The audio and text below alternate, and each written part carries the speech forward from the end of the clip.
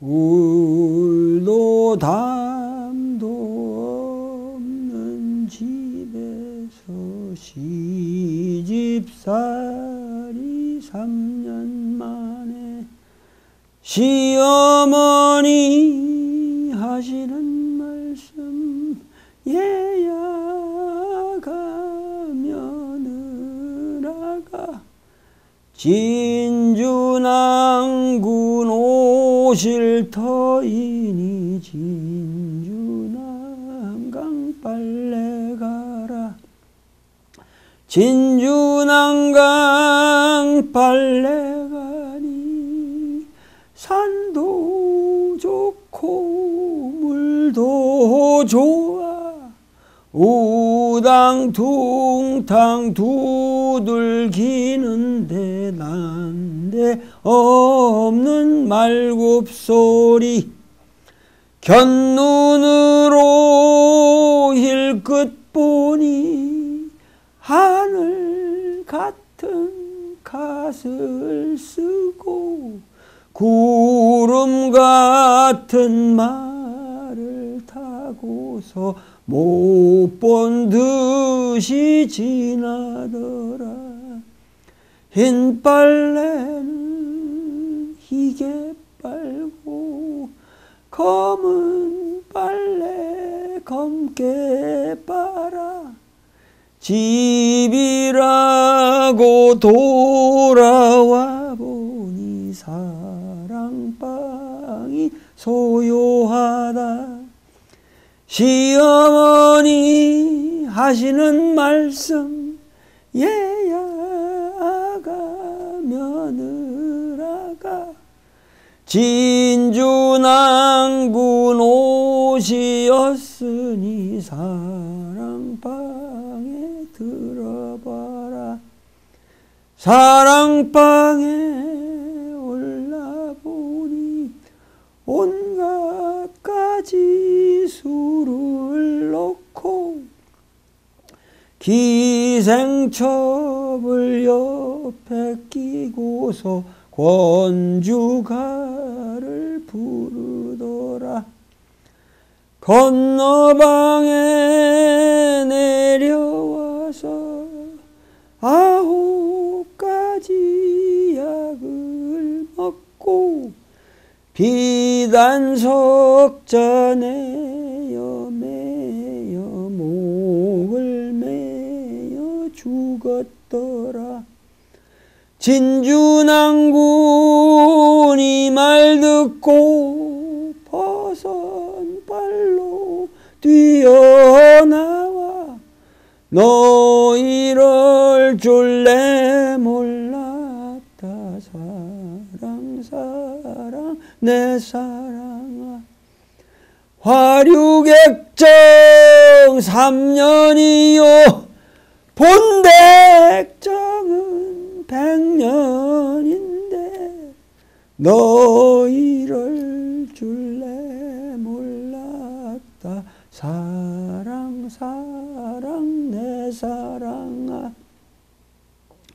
만 이런 노래가 여기 보면은 울도 담도 없는 집에서 시집살이 3년이라는 거는 상당히 아주 이렇게 찢어지게 미찢어지게 가난한 듯한 느낌이 들거든요. 그런 초가삼간에 정말 시집 온 것 같은데 저 뒤에 가서 보면은 사랑방에 올라오니 온갖 가지 술을 넣고 기생첩을 옆에 끼고서 건주가를 부르라 이런 거 보면 굉장한 고대광실 같이 또 느껴진단 말이죠. 그러니까 이 노래 예술 세계에 있어서 이 노래는 느낌을 극대화하기 위해서 이렇게 그 같은 그 장소를 놓고도 이렇게 초라하게 누리고 이렇게 고대광실로도 그릴 수 있지만은 결정적인 것은 이 전체적인 암시는 이 여인이 그야말로 울도담도 없는 집에서 시집 와가지고 그야말로 이 집을 고대 광실로 번성하게 만든 훌륭한 며느리라는 뜻이 암시되어 있는 겁니다. 그래가지고 오자마자 그야말로 낭군은 어디로 가서 뭐 유학을 갔든지 하여튼 과거 시험 보러 갔는지 그렇게 해서 3년 만에 시어머니 하시는 말씀이 얘야 아가 며느라가 진주 낭군 오실 테니 진주 난강 빨래 가라. 사실은 남편이 돌아오니까 그거를 준비하기 위해서 빨래터로 나가서 얼른 빨래라도 하라는 거는 굉장히 소박한 얘기일 수도 있지만 사실은 여기 그 시어머니의 역할이 굉장히 내가 보기에는 사악하게 그려져 있단 말이죠. 그 남편을 그야말로 맞이하는 그 주체 세력으로 그리는 게 아니라 빨리 진주난강에 가서 빨래 가라. 그 진주난강 빨래관이 산도 좋고 물도 좋아. 그러니까 얼마나 느낌이 이 여자는 남편이 돌아온다는데 그렇게 해서 빨래를 하더라도 산도 좋고 물도 좋아. 그러고서 우당퉁탕 두들기는데 난데없는 말굽소리. 그 장면이 확 바뀌는데 견눈으로 힐끗보니 하늘 같은 갓을 쓰고 구름 같은 말을 타고서 못 본 듯이 지나더라. 그러니까 그게 이 남편이 과연 이 여자를 봤는지 안 봤는지 모르지만은 그리고 의도적으로 지나쳤는지 어떤지는 모르지만은 남편이 오는 길이기 때문에 빨리 빨래 가서 그 시어머니 연출은 뭐냐면 그 남편이 오는 모습을 빨래하면서 이렇게 보라는 듯한 그런 연출인데 못 본 듯이 지나더라는 것은 이 여자가 자기 남편을 바라보는 그 시선에 그 마음에 싹 지나가는데 못 본 듯이 지나가는 것이 아니냐 하는 섭섭함이 어느 정도 표현되어 있는 아주 그 절묘한 장면이란 말이죠. 그러니까 흰 빨래는 시계 빨고 검은 빨고 마음이 급하니까 그걸 다 잘 빨을 수가 없으니까 흰 빨래 이렇게 분류해서 대충 빨아서 이제 빨리빨리 돌아가겠다. 그런 거를 이렇게 흰 빨래는 시계 빨고 검은 빨래 검은 빨아 집이라고 돌아와 보니 사랑방이 소요하다. 시어머니 하시는 말씀 야야야 며느라가 진주 난군 옷이었으니 사랑방에 들어봐라.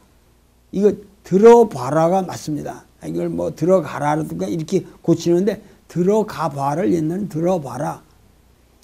사랑방에 올라보니 온갖 가지 술을 놓고 기생첩을 옆에 끼고서 권중화를 부르더라. 건너방에 내려와서 9가지 약을 먹고 비단석자 내어매어. 그러니까 비단석자라는 게 옛날 비단이라는 건 자기 혼수로 갖고 온 거고 이것을 가장 귀하게 쓰려고 그랬던 건데 그걸 자기 최후의 목을 매는 것으로 내어 이렇게 내어 매어 그거를 동량에다 걸고 목을 매어 죽었더라. 아주 급선회를 하거든요. 급선회. 여기서 완전히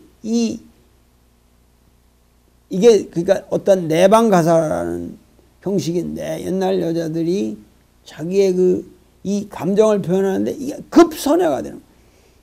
이때 후에 과연 이러한 결실을 연출을 했을까 시어머니가. 참 여기에 여러 가지 우리가 감정이 잡잡합니다마는 진주난군 이 말 듣고 버선발로 튀어나와 너 이럴 줄 내 몰랐다 사랑사랑 내 사랑아.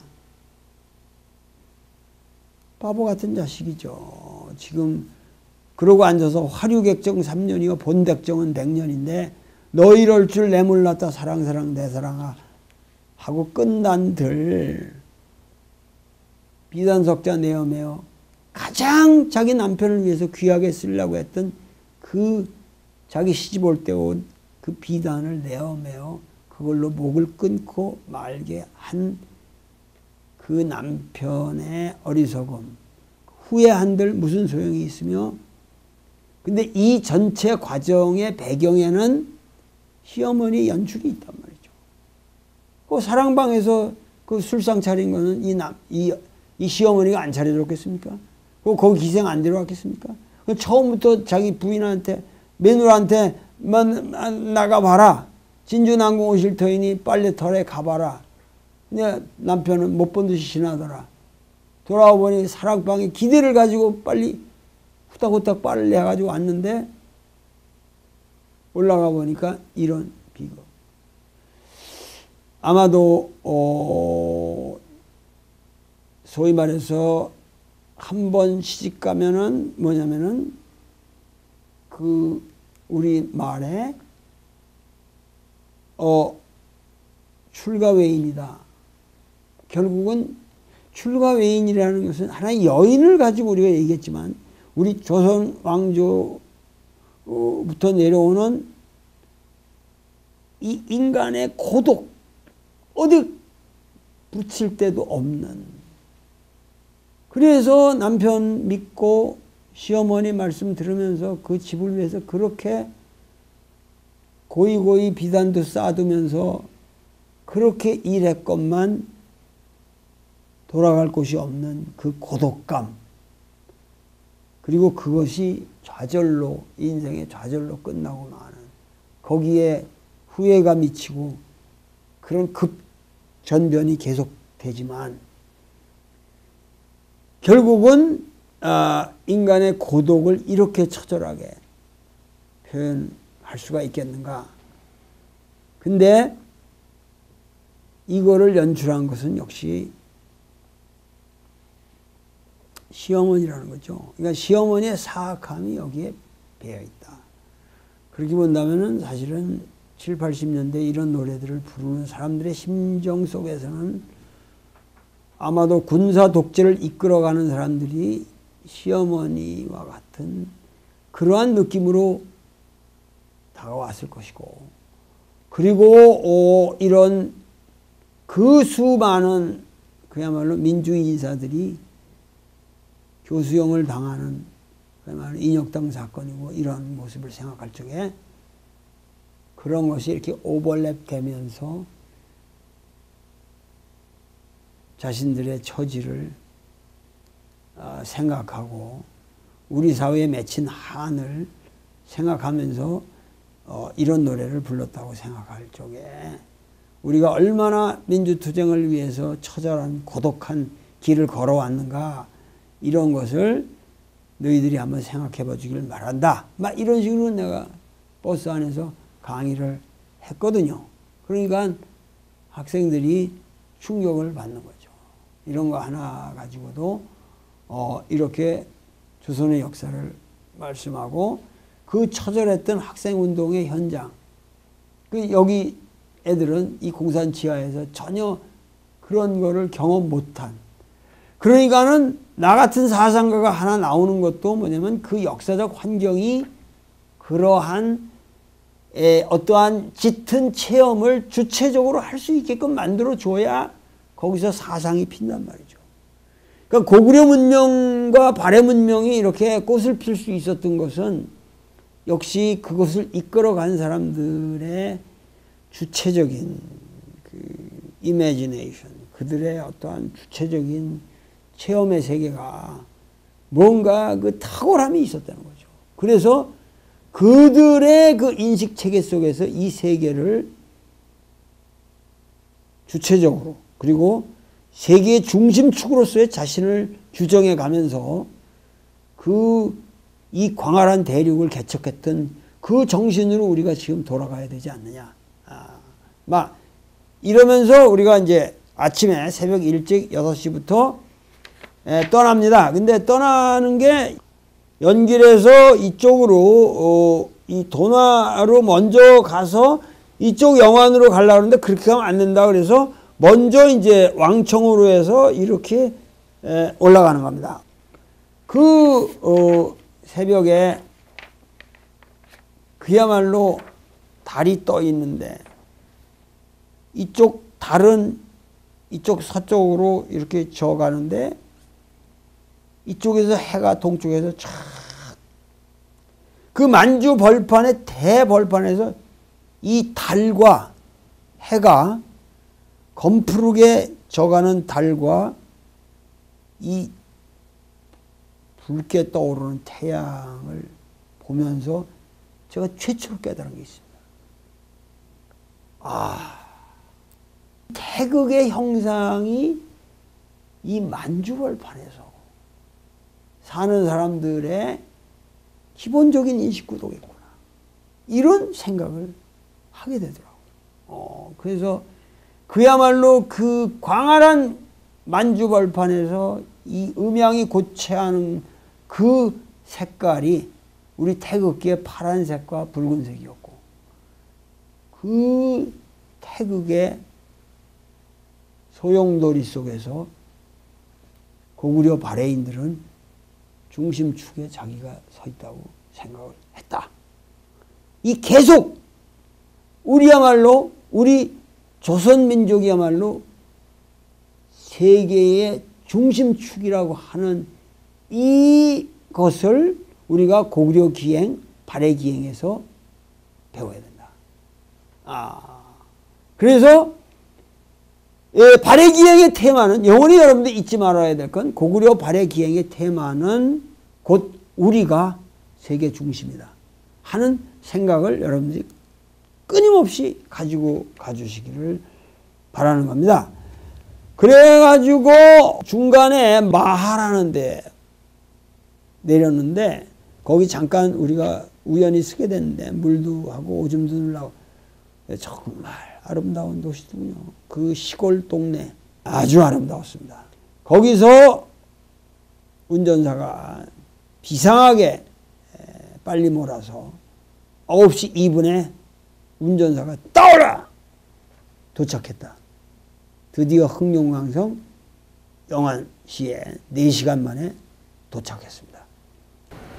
드디어 우리가 그 흑룡강성 영안시 발해진이라고 그러는 데를 왔습니다. 사실 지금 여기 보이는 이 광경이, 이게 벌써 그 발해국의 상경 아니거든요. 그래서 저 집안처럼 여기도 국내성처럼 이렇게 내성이 돌로 이렇게 축성이 돼 있고, 바깥에 이렇게 외성이 이렇게 쭉 토성으로 돼 있었는데, 그 외성의 규모가 16km니까 거의 서울 성 외곽하고 같습니다. 그러니까 규모가 어마어마하기 때문에 이게 전부 지금 우리가 그 성 안에 들어와 있습니다. 성 안에. 거기서 상경 용천부를 가는 겁니다. 그러니까 발해 역사 229년 중에서 162년 동안의 발해 수도였던 곳이 바로 상경입니다.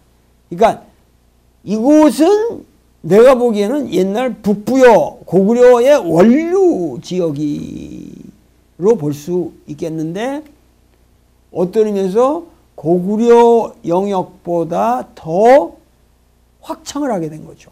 옛 자기들의, 그야말로 나는 이것을 고조선의 고토라고 생각합니다. 글로 발해가 왜 하필 영안으로 거기까지 올라갔느냐. 거기 올라갔기 때문에 162년이라는 세월을 버틸 수가 있었을 것이고,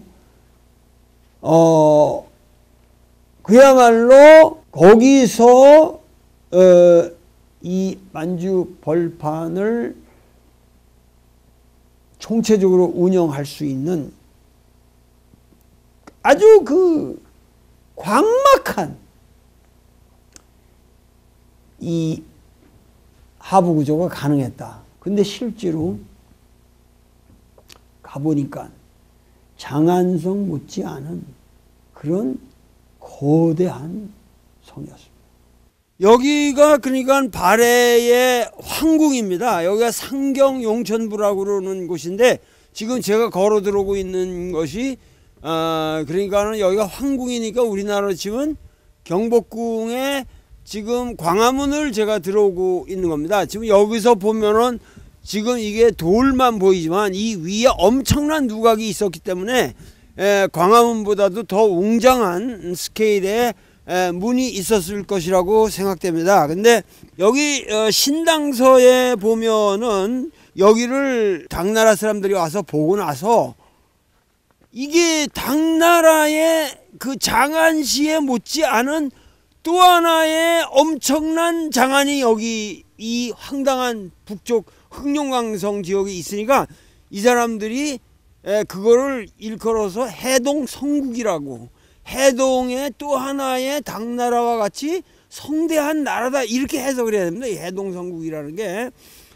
그래가지고 그 땅에는 오경이 있고 15부가 있고 62주가 있는데 이것이 숙신의 고지를 상경으로 삼은 것이다. 그것을 왈 용천부라 한다. 이렇게 정확하게 신당서에 되어 있거든요. 그러니까 이게 여기 숙신의 고지라는 요 말이 중요한 건데, 요 숙신이라는 말을 잘 이렇게 해석하면 수선 이러지만 이게 우리말의 그 조선이라는 말하고 발음이 이 어원으로 들어가면 거의 동일하답니다. 그러니까 이게 사실은 고조선의 그 예로부터 있었던, 소위 말해서 자기들이 기자도 갔었고 뭐 하던 그 예로부터 있었던 그 고조선의 옛 땅을 가지고서 그들의 수도로 삼은 것이다. 그러니까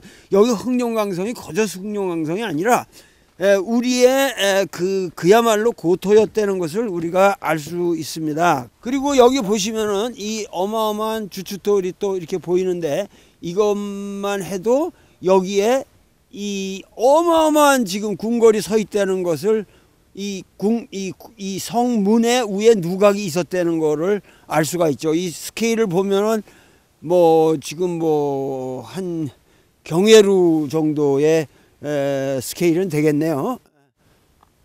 이런 식으로 옛날에 지금 주춧돌만 남아 있고 이게만 남아 있습니다만, 이렇게 돌로 된 것만 이렇게 남아 있지만 이런 모습들, 이런 거대한 건물들이 거기에 있었던 것이죠. 이런 식으로 전부 우리가 복원을 할 수가 있습니다. 여기 이렇게 보시면은 이렇게 이게 상령이고, 우리가 본 거는 여기에 있는 요겁니다. 여기에 있는 요게 그렇게 거대한 건데, 요 밑에 또다시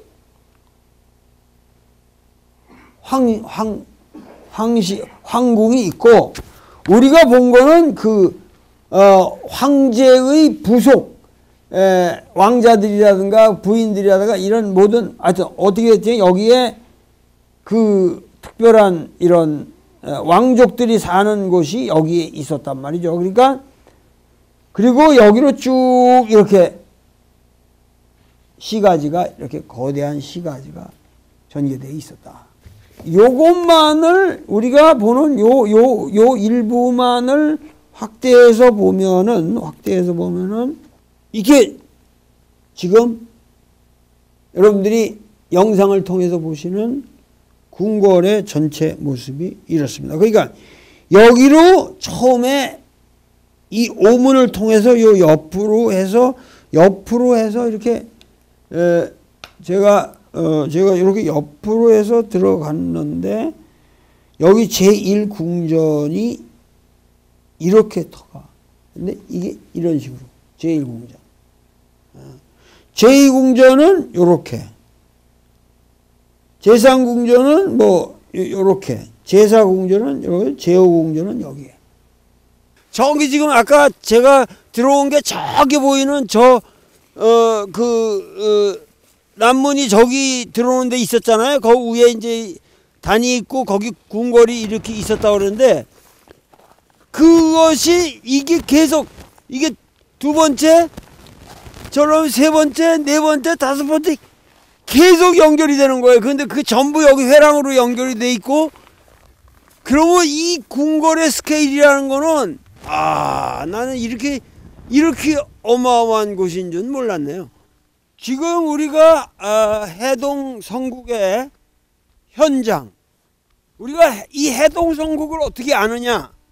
유주종사 그 장건장이라는 사람이, 이 양반은 806년부터 866년까지 사신 분인데, 이분이 발해국왕이 여기 10대 가장 흥성할 때, 선왕 대인수에 그분이 여기서 왕을 하면서 이 엄청난 중흥을 일으켰을 때에 여기 와서 1년을 머물면서 발해국기라는 걸 씁니다. 너무 놀래가지고 그 성대한 발해의 풍수, 궁전, 관품, 역대 국왕의 시호, 연호, 지리, 교통, 물산 등 포괄적인 발해의 역사와 문화를 기록한, 그러니까 견문록을 이 양반이 쓰신 거죠.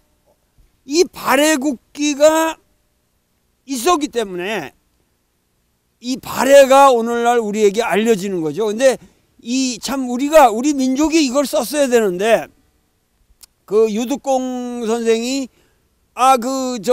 고려 때 이 발해 유민이 돌아올 때만 해도 얼마나 많은 사람들이 왔는데, 그들을 받아주는 조건으로 예를 들면은 니들 역사를 좀 기술해라. 그래가지고 발해 사고 같은 걸 만들었으면은 얼마나 자세한 기록이 남았을 겁니까? 근데 우리는 그렇게 못하고 오히려 이 당나라의 그 하급 관리가 와서 너무 놀래가지고 이걸 해동성국이라고 하고 이 발해국기를 썼는데, 또 발해국기는 또 유감스럽게도 그것도 사라졌어요.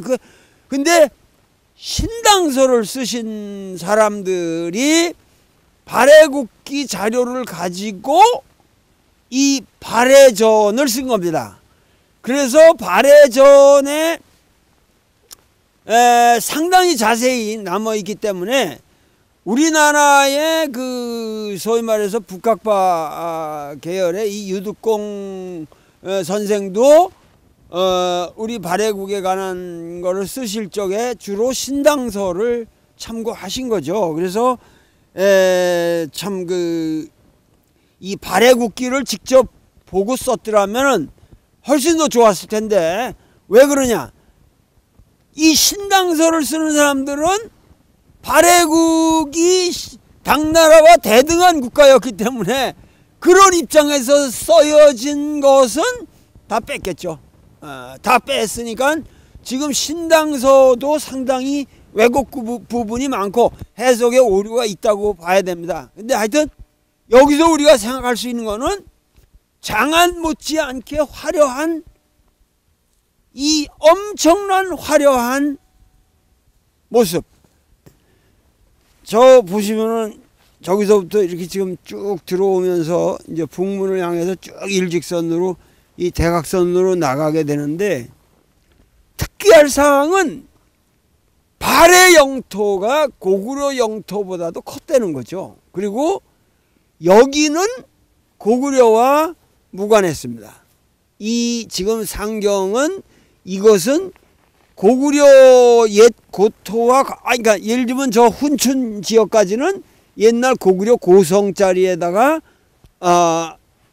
만들었지만, 그리고 모든 제가 살고 있는 연길 주변은 이미 다 고구려 영토였단 말이죠. 근데 여기는 그야말로 발해인들이 흑룡강 이 꼭대기까지 와서 이 거대한 제국을 여기다 세우리라고는 꿈에도 생각을 못하거든요. 그러니까 그만큼 이 한민족의 기상의 영역을 여기까지 확장시켰는데, 그 신당서에 뭐 정확하게 얘기한 얘기대로 알고 보면 이게 숙실의 고토였다. 그러니까는 사실은 고구려 이전의 고조선의 광역이 여기까지 미쳐 있었다고 우리가 봐야 되는 거죠. 그러니까 한국의 이 고대사의 신비라고 하는 것은 이런 거를 보면서 고조선의 실체를 우리가 재조명할 수가 있게 되는 겁니다.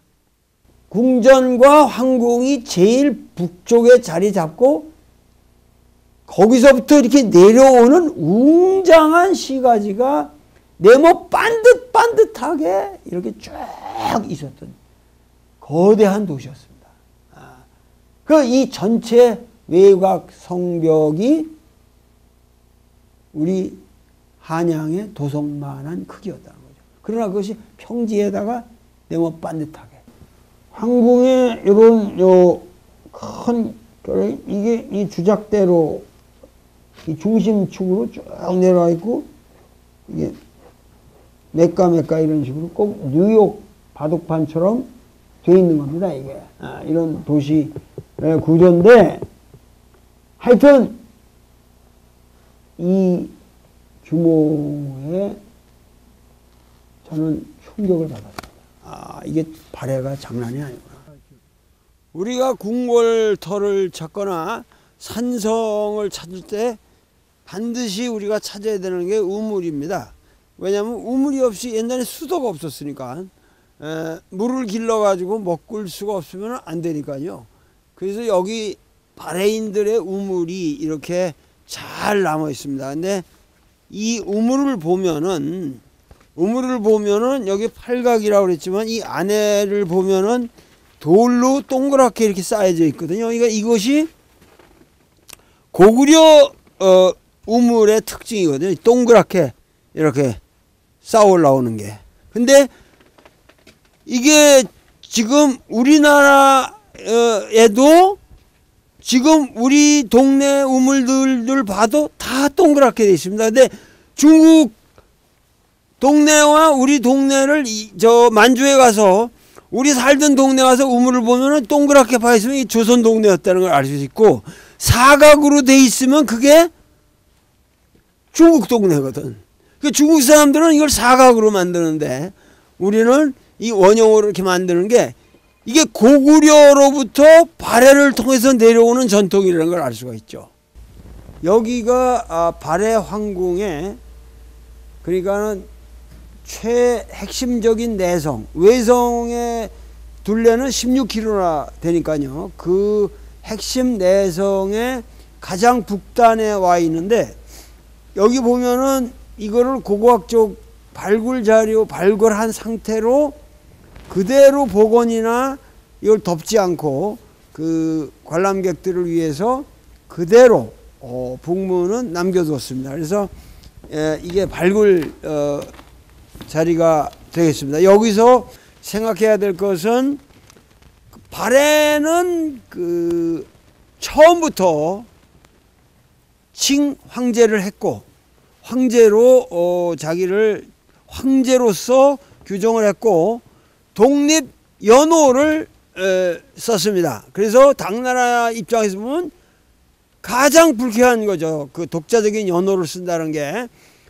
그런데 사실은 우리 사가들이 김부시가 이 사기를 쓰면서 고구려의 연호를 다 안 써버려가지고 당나라 연호로, 그러니까 중국 연호로 다 당대의 중국 연호로 고쳐서 역사를 본기를 기술했기 때문에 우리가 연호가 없는 것처럼 생각하지만 지금 고구려도 정확하게 고구려 연호를 썼습니다. 그것이 영락이라는 연호로 광개토대왕 비에 나타나 있고 중국 학자들은 삼국사기를 빌어서 고구려는 독자적인 연호를 안 썼다 이렇게 얘기를 하지만, 그래서 그 비문에 영락이라는 연호가 있는 게 이상하다 이런 억지를 피거든요. 근데 그것은 고구려도 연호를 썼고 고구려는 자신을 절대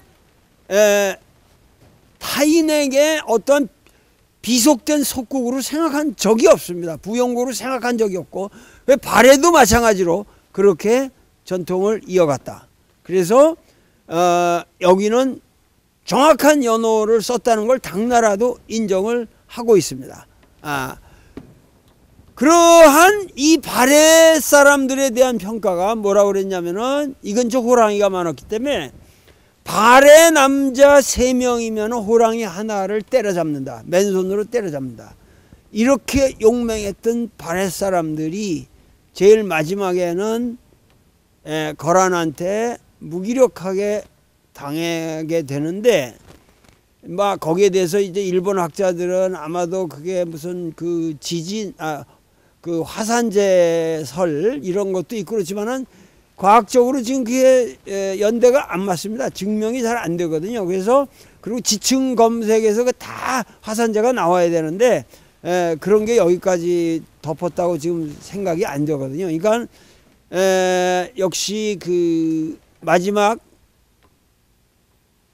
항복을 하는 모습은 너무도 처참합니다. 왕과 왕비가 흰옷을 입고 소복을 입고 자기 몸을 새끼줄로 칭칭 감아서 자기들이 직접 양들을 끌고 그 뒤로 문무백관 300명과 더불어 항복을 했다.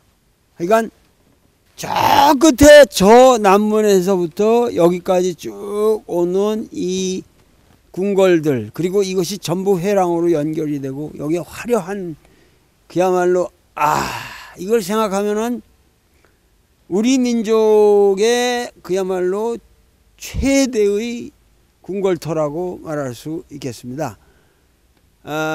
여기서 우리는 우리 민족의 가장 장대한 모습과 더불어 우리 민족의 이 만주 고조선의 역사가 여기서 상당히 서글프게 그 하나의 국채로서는 소멸되어 가는 모습을 여기서 동시에 우리가 볼 수가 있겠죠.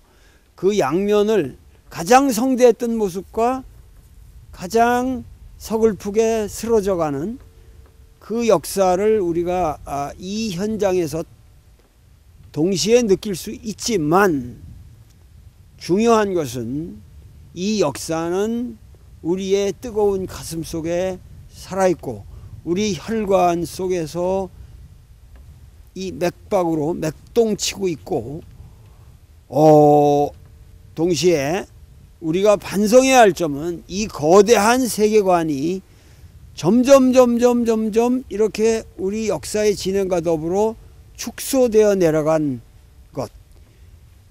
그러니까 이 우주의 중심이, 이 고구려 사람들은 자기들이 거처하는 곳이 우주의 중심이라고 생각을 했었는데, 과연 오늘날 조선 왕조를 거쳐서 오늘의 문경국을 건설했다고 하는 우리들이 과연 우리 자신을 이 거대한 세계의 중심이라고 생각하고 있는가? 그런 기계만이라도 우리가 지금 회복해야 할 시점이 아닐까.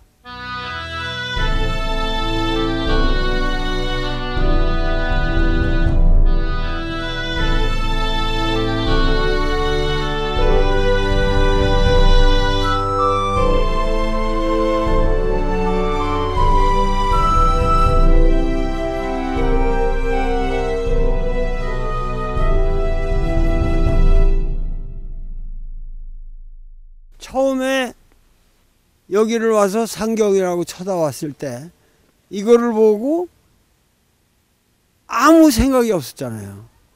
지금 이 발해의 고성을 떠나면서 여기를 되돌아보면서 느끼는 게, 이 안에 그 어마어마한 장엄한 궁궐이 있다는 것을 생각하면 전혀 우리는 여기서 딱 봤을 때 아무런 감이 없었다. 역사라는 건 무엇이냐? 감을 잡는 것이다.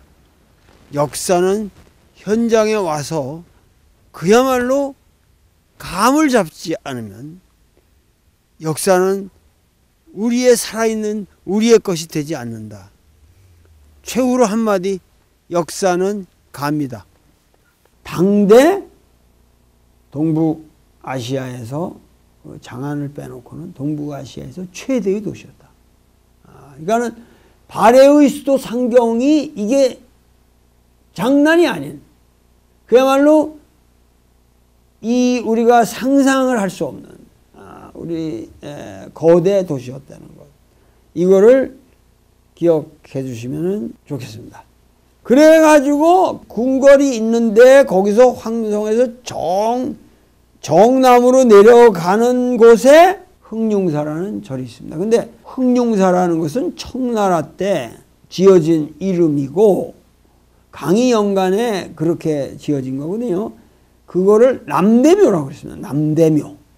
지금 여기 보는 이 석탑은 거의 유일하게 남은 그 발해의 온전한 유적입니다. 이 지역 외로 딱 하나가 더 있는데 그것은 저 백두산 가까이 있는 그 장백현의 탑산이 한 800m 되는데 그 꼭대기 위에 그 7층 전탑과 여기 보이는 이 석등이 발해 유적으로서는 유일하게 남은 두 개의 온전한 유적이고 이 모습을 통해서 우리는 발해인들의 기상을 상상할 수가 있는 거죠. 그러니까 지금 여기 흥룡사의 석등이 이 정도라면 얼마나 이 흥룡사가 장대한 절이었겠는가. 중원에도 그런 스케일의 고탑이 없습니다. 우리나라에도 이런 석등은 없을 뿐만 아니라 전 세계 어디에도 없는 석등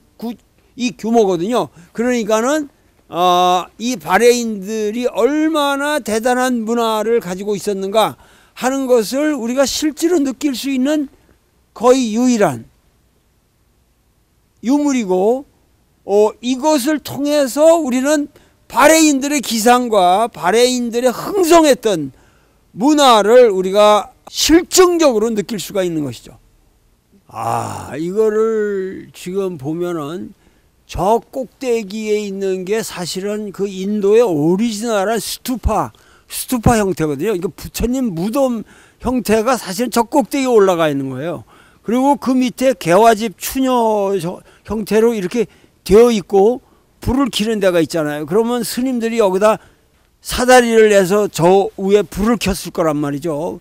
그리고 여기 밑에 이 연화대가 있고 여기 연화대는 이렇게 이제 올라가고 여기 또 밑에는 이렇게 내려오고 그리고 이 밑에 이렇게 저기 한 것도 약간 이렇게 들어간 형태로 해서 이 형태가 그리고 이제 이 지역이 화산이 덮인 곳인데 이 현무암지대이기 때문에 현무암을 쓴 거예요. 이 현무암으로 이렇게 조각을 해서 썼기 때문에 그 느낌이 이렇게 아주 정교하지는 않지만 투박하면서 이렇게 성글성글하지만 이 거대한 규모는 도대체 이거 상상을 불허하는 것이고 이 지역은 이 현무암지대임에도 불구하고 이제 그것이 오랫동안 이렇게 풍화돼 가지고 흙으로 되면서 이 토질이 새카마거든요. 이 흥룡강의 흙이 이 새카매요. 근데 여기 논에서 나는 쌀을 땀이라고 그래요. 땀이라고 석판 땀이라고 그러는데 중국의 지금도 고관들은 여기서 나오는 쌀을 갖다 먹는 데입니다. 그만큼 여기서 나오는 쌀이 지금도 최상급 미로서 국민들의 사랑을 받고 있고 그래서 저도 아까 그 쌀을 한 포대 샀어요. 그것도 재미난 게 여기가 분명히 바다 건너 해동이 아닌데 그 사람들이 이거를 해동이라고 한 것만 봐도 이 발해를 바다 건너에 있는 조선 국가하고 연결되는 것으로 봤기 때문에 해동으로 이 사람들이 봤다는 거죠. 그러니까 해동성국이란 말도 이게 기묘한 말이에요. 이 전체 구도가 아주 우람차고 엄청난 것인데 6m 정도 되는 엄청난 것인데 석등 하나의 이 스케일이 이 정도였다면 그 전체적인 이 절의 스케일은 대단했을 거라는 걸 우리가 상상할 수가 있는 거죠. 근데 많은 사람이 이것만 보고 그 뒤에 있는 또 석불이 있는데 그거는 사람들이 안 본단 말이죠. 근데 그 석불도 발해 작품이라는 거죠. 높이가 3.3m 정도 되는데 이것도 완전히 현무암으로 만들어진 발해 작품이거든요. 근데 대가리가 잘라져 있었기 때문에 머리를 청나라식으로 두상을 만들어 놔서 최근에 또 바꾼 모양입니다. 옛날 사진하고 이렇게 비교해 보니까 이게 달라요. 지금은. 그런데 하여튼 이 부처님을 봐도 이 현무암으로 이 모습이라든가 이 가사의 이런 흐름이라든가 이런 것은 상당히 수준 높은 작품으로 보여집니다. 그 뒤에 천년목이 있는데 그거는 유수라고 하는데 느릅나무란 말이죠. 느릅나무인데 여기 오니까는 이 뒤에 이게 1000년 이상 된 고목이라고 그러는데 그야말로 이 나무야말로 발해의 역사를 그대로 간직하고 있는 나무라고 우리가 봐야겠죠. 그래서 이게 그 유수라는 건데 아주 독특한 수종입니다. 근데 이 장대한 나무 속에서 우리 민족의 역사를 이런 데서도 느껴봐야 됩니다. 그리고 이 뒤로 발해인들이 이 흥룡사에 원래 있던 발해국 당시에 흥룡사에 있었던 우물, 근데 그 우물을 청나라 때까지 그대로 썼답니다. 근데 지금 보아도 그대로 정확하게 원형으로 되어 있는 고구려 스타일의 우물입니다. 정말 대단합니다. 그렇게 해서 거기를 끝내고 부지런히 돈화를 내려온 거죠. 이게 만만치 않은 거리인데 2시 조금 지나서 도착을 한 거죠. 이것도 기적적으로 빨리 온 건데 여기서는 오후 2시면 벌써 뉘엿뉘엿합니다. 3시면 벌써 사진 찍기가 어려울 정도로 해가 기울어지는데 이 돈화에는 어마어마한 대부를 지었는데 제 상식으로는 잘 설명이 안 되는 전체 도시를 덮고도 남을 만큼 거대한 부처님이 하늘에 떠 있는 돈화가 참 보기가 좀 저는 안쓰러웠습니다. 그런데 동모산을 드디어 도착한 이 동모산이라는 것은 최초의 대조령이 도읍한 곳이다. 해발 600m 산인데 이 모란강이 쫙 내려다 보이고 환도성 비슷한 산성이 있다는 거예요. 거기에 산성이 대개 한 2000m 옹성 형태로 되어 있다는 거죠. 그래서 동모산도 그러한 완벽한 산성 구조고 그 안에 가면은 사람들이 다 경작하고 살 수가 있게 되어 있는 곳이다.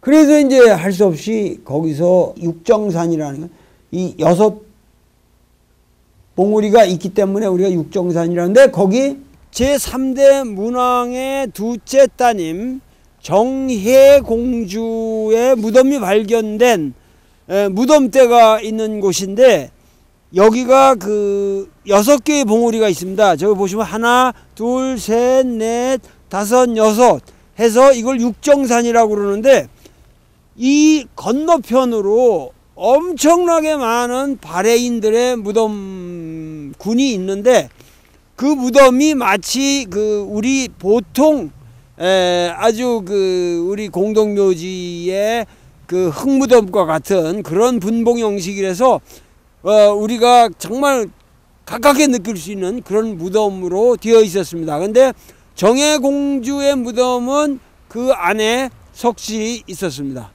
49년도에 방학봉 선생이 학생으로서 참여해서 정혜공주묘를 발굴을 했는데 거기에 석사자가 들어있고 근데 사자를 묘 안에다가 집어넣는 것은 딴 데는 없답니다.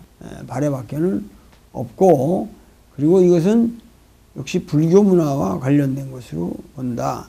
근데 이제 정혜공주묘를 진릉의 서원이라고 했는데 그 옆에 정말 그 능과 같은 것이 있기는 한데 거의 그 뭐 다 도굴이 되고 형체를 찾아볼 수가 없기 때문에 우리가 모르긴 하지만은 그 진릉의 서원에 묻혔다.